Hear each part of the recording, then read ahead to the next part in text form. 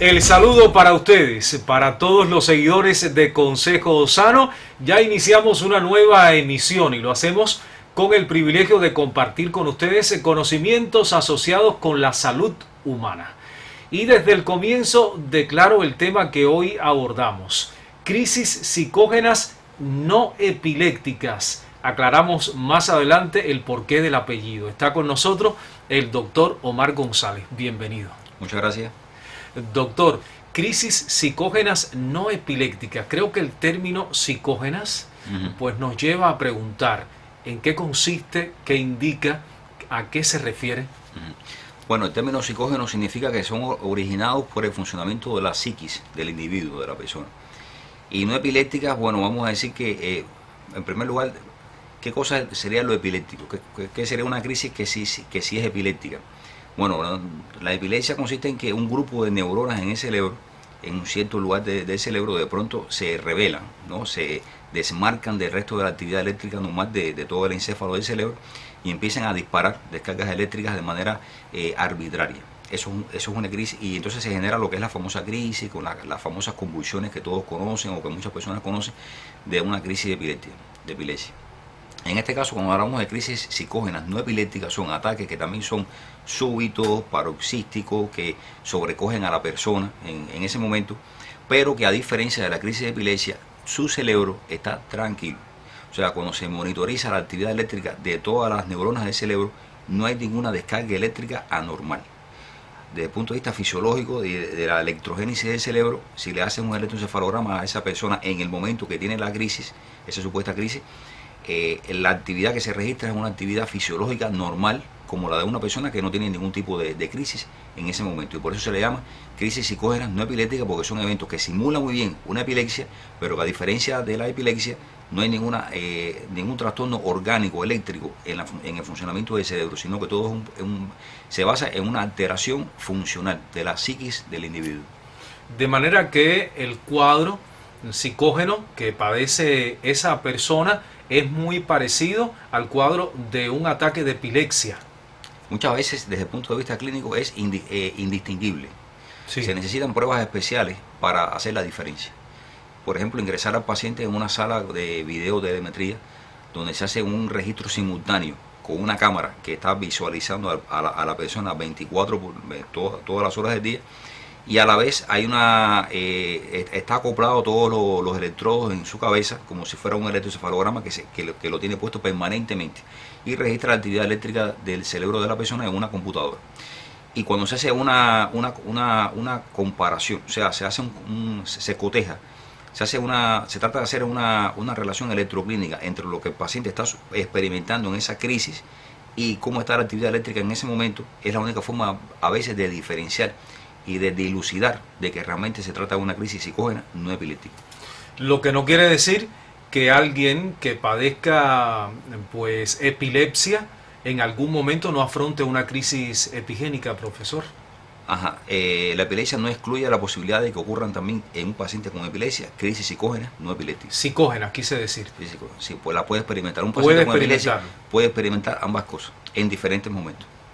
Claro, ante un cuadro como este habría que hacer los exámenes pertinentes, de los cuales vamos a hablar más adelante, para poder distinguir entre una situación epiléptica y de otro tipo, ¿verdad, profesor? Sí, cómo no. Ahora, si pensáramos en las razones que provocan pues estas crisis, ¿qué me diría usted? Bueno, muchas veces hay antecedentes de comorbilidades psiquiátricas. Por ejemplo, la persona puede haber sufrido en su vida algún tipo de abuso físico, psicológico, sexual. Puede haber tenido antecedentes de algún traumatismo cráneoencefálico leve, ligero. Puede ser una persona que haya padecido de migraña. Puede ser una persona que haya padecido de una enfermedad que hoy en día la población comienza a conocer un poco, que se llama la fibromialgia, que es una entidad nosológica que es compartida, su tratamiento es compartido entre la especialidad de la neurología y la especialidad de la reumatología. Otros pacientes que tienen otras enfermedades, como el síndrome de fatiga crónica, síndrome de dolores crónicos que las personas pueden experimentar, y así son las personas que están más propensas a sufrir este tipo de crisis psicógenas no epilépticas en la vida. ¿Qué ocurre a nivel cerebral, doctor, que genera estas crisis psicógenas a partir de eventos como los que usted acaba de mencionar? Se supone que sean desórdenes desde el punto de vista bioquímico. Bioquímico Desde el punto de vista del funcionamiento de los neurotransmisores, que son moléculas de aminoácidos, de proteínas finalmente, como son la epinefrina, la norepinefrina, la serotonina, la dopamina, la oxitocina, la acetilcolina y otros más, que en diferentes áreas en diferentes regiones del cerebro no están en las proporciones adecuadas. En unas áreas falta, en otras áreas están por exceso, por ejemplo. Y eso determina que el funcionamiento desde el punto de vista mental, ¿no? No sea el óptimo, no sea el adecuado. Pero ya le digo, hasta donde se sabe y hasta donde se acepta, debe radicar ahí la causa del problema. Porque cuando se estudia desde el punto de vista eléctrico la función del cerebro, no se halla ninguna alteración. O sea, la corriente eléctrica dentro de todas las millones y millones de neuronas que tiene el cerebro sigue transitando bien de manera normal entre todas las neuronas, y los patrones eléctricos normales y fisiológicos que tiene el cerebro de cualquier individuo sano, que nunca haya tenido ningún trastorno de epilepsia ni de crisis psicógenas no epilépticas, es igual que de una persona aparentemente normal. Y en este sentido no se puede justificar por qué ocurre esa crisis desde el punto de vista eléctrico, pues más bien desde el punto de vista bioquímico. Ahorita usted explicando el por qué había que distinguir las crisis psicógenas con aquellas asociadas con la epilepsia, estableciendo esos paralelos, usted hizo como una descripción, sí, digamos que nos mostró las maneras en que se comporta un paciente sí, epiléptico. En este caso, ¿cuál es el comportamiento de una persona que padezca esta crisis? Hay datos clínicos que son muy importantes y que ya la ciencia ha ido recogiendo, que de encontrarse muchos de ellos, porque no consiste en encontrar un solo síntoma aislado que pueda decirle al médico, al especialista, esto es patognomónico, y de estar ese solo síntoma ya se sabe que estamos en presencia de una crisis de esta naturaleza, que no son epilépticas. No, todo depende de un cuadro clínico bien orquestado, bien, donde hay una serie de elementos que le hablan al médico que desde el punto de vista clínico lo más probable es que se trate de este tipo de eventos, o sea, una crisis psicógena no epiléptica, como por ejemplo que son crisis que son muy prolongadas. Son pacientes que, por ejemplo, pueden caer inconscientes como si estuvieran en un cuadro de coma, o todo lo contrario, en un cuadro de hiperactividad, y estar así mucho tiempo. Las crisis epilépticas generalmente, las verdaderas crisis de epilepsia son bien cortas, son bien breves, de pocos minutos de duración. Incluso a veces pueden durar solamente segundos. En el caso de estas crisis psicógenas, son crisis que se van a prolongar mucho tiempo. El paciente puede estar en ese estado muchos minutos. Hay veces que llegan a uno y le dicen a uno, no, esa persona se pasa 1, 2 y 3 horas así inconsciente y sin reaccionar. Uno después lo interroga, se da cuenta que durante ese tiempo esa persona oía todos los ruidos del ambiente, oía a las personas, pero dice que no podía reaccionar. O sea, que es importante hacer una diferencia con respecto y no pensar que porque sea psicógeno, sea de los nervios, son personas que están intentando fingir. No es que estén fingiendo, están enfermos de verdad.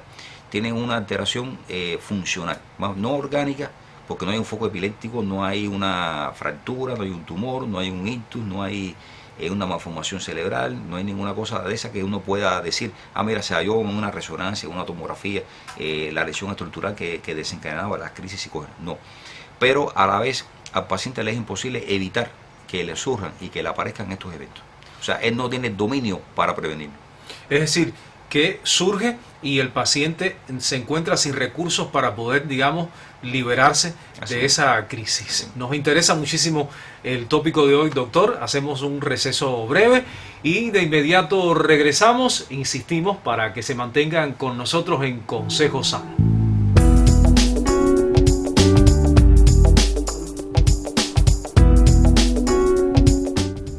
La diabetes se caracteriza por niveles elevados de azúcar en la sangre, debido a que el cuerpo tiene problemas para responder a la insulina.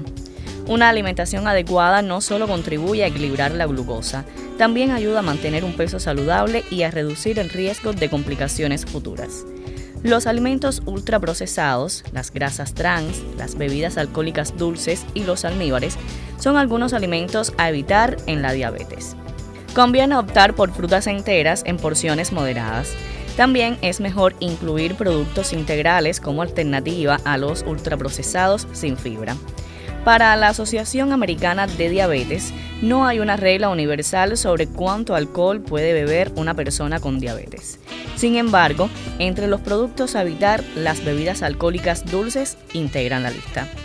Son aquellas que contienen un alto contenido de azúcares y que suelen presentarse como cócteles que combinan licores con frutas o jarabes.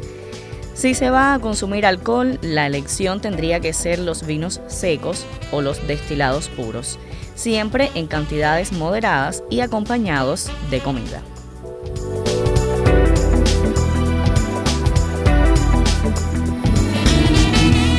Y es tiempo de regresar. Se mantiene con nosotros el doctor Omar González, especialista en neurología. Doctor, algunos confunden la crisis psicógena con la crisis vagal. Sí. ¿Puede ocurrir? ¿Puede ocurrir? ¿Por qué hay cierta confusión entre un y otro padecimiento? Claro, incluso cuando nos remiten los casos de otros facultativos, ellos no mandan al paciente directamente diciendo que puede ser una crisis psicógena, dicen crisis vagales también, porque para ellos no es una epilepsia, pero como no saben, pero como dicen no es una epilepsia, entonces le ponen el apellido, ya están sugiriendo un diagnóstico, crisis vagal. Y entonces también uno tiene que hacer la diferencia con la crisis vagal, igual que hace la diferencia con la epilepsia, porque la crisis vagal es un tipo de síncope, es un tipo de evento en el cual la persona pierde la conciencia. Pero como síncope al fin es bien rápido y la persona debe recuperar la conciencia en segundos, es una cosa bien rápida.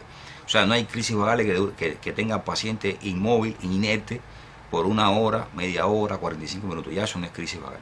Ya de antemano uno le dice al paciente, mire, por lo menos puede estar seguro de una cosa, que no son crisis vagales. Tal vez usted le ha dado una crisis vagal también en la vida, pero esto que le está pasando es diferente, no es una crisis vagal. Y se tiende a malinterpretar mucho. Es más fácil hacer la diferencia con la crisis vagal, por supuesto, que con la epilepsia. Hacer la diferencia entre una crisis psicógena no epiléptica y una genuina epilepsia en algunos tipos de epilepsia es todo un reto diagnóstico y se vuelve muy difícil, incluso para los profesionales más avesados y más experimentados.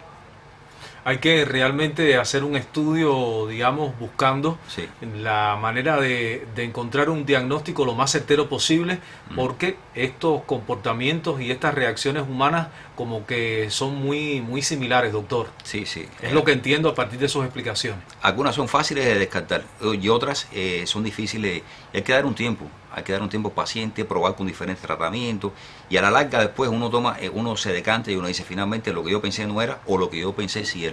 Y entonces ¿Pueden ocurrir crisis psicógenas en pacientes jóvenes, tan jóvenes como un adolescente, digamos, de 16, de 14 años de edad, doctor? sí, la edad media de aparición es entre los 20 y los 40 años de edad. Es 3 veces más frecuente en la mujer que en el hombre. Generalmente las verdaderas crisis de epilepsia tienden a debutar en edades extremas de la vida, o en la infancia o en la vejez en la tercera edad, la epilepsia. Aunque la epilepsia puede debutar a cualquier edad de la vida, pero generalmente tiende a debutar en esas edades extremas de la vida. No así las crisis psicógenas no epilépticas, que sí pueden debutar en la medianía, tienden a debutar en la medianía de la vida. O sea, es difícil que empiece a debutar una persona con más de 60 años a esa edad con una crisis psicógena no epiléptica, o una persona, un niño bien temprano, 2, 3 años. ¿Por qué? Porque no hay suficiente tiempo todavía, un niño suficiente tiempo como para que se hubieran acumulado una serie de traumatismos previos, de conflictos emocionales que hayan podido desencadenar a esa edad temprana ya estos eventos. Y en un adulto bien avanzado de edad, porque se supone que tuvo suficientes mecanismos a lo largo de toda su vida para evitar que esos eventos le aparecieran. ¿No están asociadas las crisis psicógenas, doctor, con momentos en que el cuerpo del cerebro, por supuesto, como parte del organismo que hoy estamos evaluando, experimentan, digamos, la pubertad o experimentan la menopausia o la andropausia, como también se le conoce, en el hombre? ¿Están asociados con estos procesos? ¿Las crisis podrían estar asociadas? Generalmente antes que llegue esa etapa donde declina la actividad hormonal del hombre, ¿no? Y de la mujer también. Si van a debutar, debutan antes de esa edad. Antes de esa edad, sí. Y tienen características que las definen y se diferencian bien de una crisis de epilepsia. Porque, por ejemplo, me preguntabas algo de que como que había algún evento que disparaba o detonaba la aparición de la crisis. Y es muy típico de estas crisis psicógenas no epilépticas que haya un evento que lo desencadena. Un evento, por ejemplo, puede ser un disgusto, puede ser un traumatismo craneoencefálico leve anterior. Por ejemplo, cuando una persona llega con un supuesto diagnóstico de una epilepsia y te dice, a mí siempre me da el ataque a tal hora del día, eso ya no es epilepsia. Eso es lo más probable que sea una crisis psicógena no epiléptica. ¿Por qué? Porque la epilepsia no tiene hora para sorprender al paciente. Y es más, la epilepsia tiende a sorprender más al paciente en pleno sueño. Cuando uno ve a un paciente que lo remiten por una supuesta epilepsia y te dice que siempre le pasa estando despierto, le puedes casi que poner el cuño que se está tratando de una crisis psicógena no epiléptica. Porque la verdadera epilepsia incluso da más dormido que estando despierto. Estando dormido, hay posibilidades de ser socorrido por un familiar, la pareja, en esas circunstancias, doctor. Sí, si duerme con alguien acompañado, que esa persona se pueda dar cuenta e identificar que está teniendo una conducta extraña en pleno sueño. Lo otro también que se puede hacer es estudiar al paciente, como lo había dicho en un principio, en salas especiales donde se acopla una cámara con el registro del electrocefalograma del paciente para corroborar que si la crisis le da en pleno sueño, el paciente haya estado de verdad, verdaderamente dormido. Porque cuando son crisis psicógenas no epilépticas, el paciente simula o aparenta haber estado dormido y no estaba realmente dormido. Intentaba coger el sueño, no se había quedado dormido todavía, en fin. Pero generalmente las crisis que son psicógenas, que no son de epilepsia, ocurren estando el paciente en vigilia, estando despierto. Estando despierto. Sí. ¿Y qué debe hacer la persona que está cerca? Que puede ser un familiar, puede ser el amigo, puede ser alguien que transitaba cerca en ese momento en la calle. Doctor, ¿cuáles son los primeros auxilios o cómo reaccionar ante alguien que padece una crisis psicógena? Sí. Se trata de adoptar una conducta muy parecida a como si fuera una genuina crisis de epilepsia. ¿Por qué? Porque un paciente con una crisis psicógena no epiléptica tiene un riesgo también elevadísimo de caerse, traumatizarse, producirse lesiones autoinfligidas. O sea, la persona puede caer en querer golpearse a sí mismo, incluso puede adoptar conductas suicidas también. Y por tanto se trata de que una vez que una persona que cae en un estado súbito, paroxístico, abrupto, de una crisis, sea la que sea, protegerlo, evitar una caída al suelo, acostarlo en una superficie blanda, no introducir ningún objeto en la boca para hacer ningún procedimiento raro, esperar el momento más propicio para trasladarlo a un servicio médico de urgencia y no correr para evitar un traumatismo, un accidente u otra cosa, esperar que pase cierto tiempo para trasladarlo si es posible.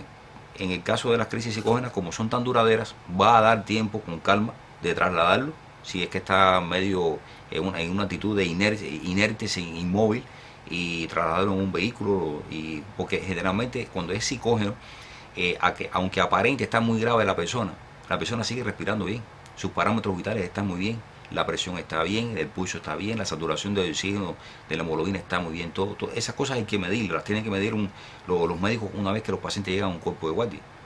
Porque lo otro que pasa también es que estos pacientes son confundidos y son víctimas de una iatrogenia médica cuando los que tienen que atender a estos pacientes en un cuerpo de guardia no son capaces de identificar que la vida del paciente no corre peligro ninguno y por lo tanto no amerita tener que hacer una intubación endotraqueal, no amerita tener que estar poniendo medicamentos que son innecesarios, sino que sencillamente dando un tiempo, conversando con el mismo paciente, buscando un ambiente propicio de tranquilidad, el paciente solito va a salir y no va a hacer falta tomar ninguna de estas medidas. No es necesario, por ejemplo, alcanzar un vaso de agua, digamos, buscar un espacio que es ventilado, ¿sí? Sí, pero bueno, primero hay que estar bien seguro de que estos parámetros vitales te están alertando y diciendo que no hay un peligro inminente para la vida. Porque no es el primer caso, lo hemos conocido, he tenido personas, familiares, conocidos, personas cercanas que han llegado a un cuerpo de guardia con una crisis así, aparentan de pronto estar ahogándose y entonces cuando le ponen los aparaticos estos que se usan actualmente, los pulsioxímetros, que son capaces de medir cuánta concentración de oxígeno hay en la sangre a través de la luz que proyectan a través de la uña del dedo. Esta persona, por ejemplo, tenía entre un 95 y 100% de saturación de oxígeno de la hemoglobina. Por lo tanto, la falta de aire que experimentaba era totalmente psicógeno o funcional, que es el otro sinónimo, psicógeno o funcional. O funcional. Es decir, que en la saturación de oxígeno en la sangre daba los parámetros normales. Ahora, la frecuencia cardíaca también. Claro. Pero si hubiera sido una crisis de epilepsia genuina, el paciente pudo haber estado realmente cianótico, pudo haber estado con una frecuencia respiratoria baja, pudo haber estado con la saturación de oxígeno de la hemoglobina bien baja también, por debajo de un 95%. Entonces ya esos son parámetros que, de estar alterados, ya el médico tiene que dilucidar y decir, bueno, estamos ante la presencia de una genuina crisis de epilepsia y es más peligroso para la vida del paciente. Hacemos un receso, un intervalo, doctor. Regresamos en breve. Estamos en Consejo Sano. Hoy hablamos sobre las crisis psicógenas no epilépticas.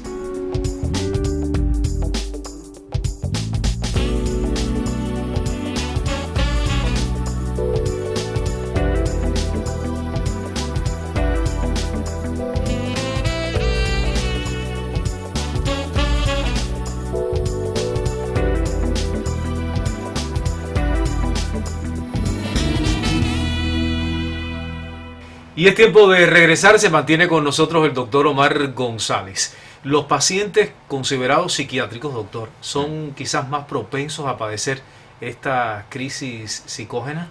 Sí, cómo no. Estaba recordándome un caso que estoy atendiendo casualmente en estos últimos tiempos, de una persona que desde edades tempranas de la vida tiene problemas psiquiátricos importantes. Creo que sí, un trastorno de personalidad, una esquizofrenia, pero a la vez lo han etiquetado como un epiléptico también.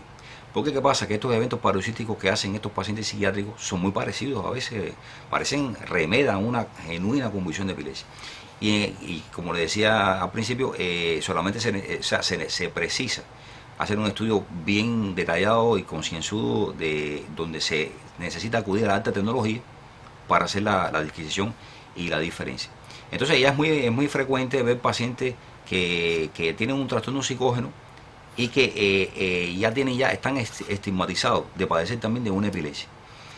Y eso hace que entonces los profesionales que después van a tener que seguir durante el curso de la vida de estos pacientes la atención, cuando les toque en su debido momento, tengan que lidiar con un diagnóstico que pesa sobre ellos, pero que uno se da cuenta que fue un diagnóstico mal dado, fue un diagnóstico que se le encasquetó, ¿no? De una manera forzosa, y que realmente lo único que padecían era de una enfermedad psiquiátrica, que tenían estas crisis psicógenas que simulaban lo otro, pero que no lo eran realmente. Y es muy difícil, o sea, estos pacientes, casi siempre el que debutó de primera entrada en su vida con un problema psiquiátrico, es muy difícil que después vaya a debutar también con una epilepsia. Ahora sí, lo contrario sí es más frecuente, un verdadero paciente que debutó en un momento determinado de su vida con una epilepsia y después desarrolla crisis psicógenas. Eso sí es lo más viable y lo más factible encontrar. Doctor, el término crisis nos hace pensar en eventos que con cierta regularidad se repiten en un periodo determinado. ¿Ocurre así con los eventos psicógenos? Sí, llegan a ser más frecuentes y más difíciles a veces de erradicar y de tratar que las verdaderas crisis de epilepsia. Por ejemplo, hemos visto pacientes con crisis psicógenas que durante un día caen, pero una cantidad de veces en esos eventos, en esas crisis, que es increíble, y reaccionan muy mal a los medicamentos psiquiátricos, a los medicamentos que se utilizan para las patologías psiquiátricas, porque es difícil encontrarla. Hay veces que no depende solamente de un medicamento, depende de sesiones de psicoterapia, depende de muchas medidas higiénico-dietéticas encaminadas a normalizar la psiquis de ese individuo, que no depende solamente de una pastilla. No así la epilepsia, que la epilepsia sí más bien responde a un tratamiento medicamentoso, porque los precipitantes y desencadenantes de la epilepsia son otras cosas.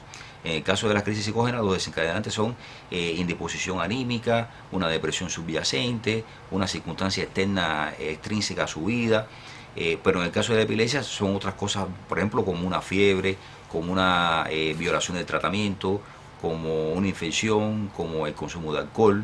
Entonces son cosas que tienen más que ver con la parte orgánica del individuo y por lo tanto es más depende más de cuando es tratado con medicamentos específicos. En el caso de las crisis psicógenas involucran demasiadas frentes, psicoterapia, terapia de familia, medicación por psiquiatría, para lograr estabilizar al paciente. Y ya introdujo, doctor, pues la respuesta a mi pregunta, a esta que llega ahora mismo y tiene que ver con los tratamientos ante las crisis psicógenas. Habló usted de que no solamente se puede acudir a los fármacos, también hay que acudir a otras terapias, a otras maneras de actuar. Sí, Si es una genuina crisis psicógena no epiléptica, por supuesto no lleva medicación ninguna. No lleva. En un cuerpo de guardia no hay que estar poniendo una fenitoína, un convulsín, un fenobarbital, ningún medicamento, porque realmente no es una crisis de epilepsia. Lo que requiere entonces en ese caso es una atención médica de urgencia por un servicio de psiquiatría, un ingreso para estabilizar su situación psiquiátrica, sesiones de psicoterapia, sesiones de terapia de familia y la terapia conductivo. La terapia cognitivo-conductual, que es uno de los pilares básicos de tratamiento de estos pacientes, donde se trata de mejorar la cosa cognitiva del paciente con una serie de sesiones que requiere tiempo. En un solo día no se va a lograr la estabilidad del paciente, eso requiere tiempo. A diferencia de la epilepsia, que es más fácil de controlar con una medicación de urgencia, ingresando un paciente a un hospital, por ejemplo. Ya que habla de que es algo que hay que seguir de cerca, que no se puede resolver en un día, sí. Estos tratamientos ¿hay que asumirlos de por vida o puede que no se repitan más estas crisis psicógenas?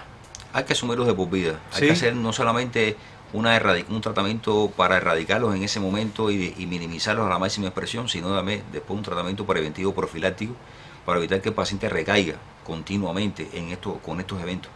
Porque también llega un momento que cuando son tan repetidos estos eventos, se hace difícil a veces la disquisición entre una verdadera epilepsia o no. Y esto pone en peligro la vida del paciente en un grado superlativo, al punto que hay muchos pacientes que han fallecido y a veces se desconoce qué fue lo que más contribuyó al deceso del paciente. Si las complicaciones de una epilepsia o si las complicaciones derivadas de esas crisis psicógenas tan frecuentes que tenía.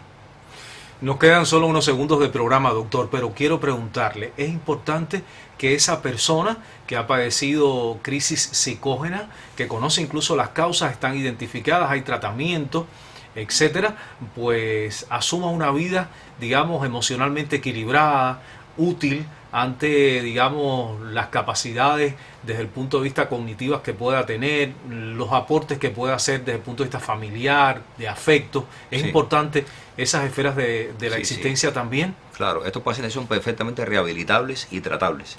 Y pueden llevar una vida social perfectamente incorporada a la sociedad y ser eficientes y eficaces desde el punto de vista social, familiar, laboral, en todos los órdenes de la vida. Solo que desde edades tempranas de la vida, cuando empiezan a pasar estas cosas, la familia tiene que ocuparse, identificarlo y acudir a los especialistas pertinentes y necesarios para que no pase tiempo. Hay una media de tiempo que se supone que sean entre unos 7 y 10 años en que tarde un paciente con este tipo de eventos en caer finalmente en manos del profesional que le va a poner el tratamiento que necesita.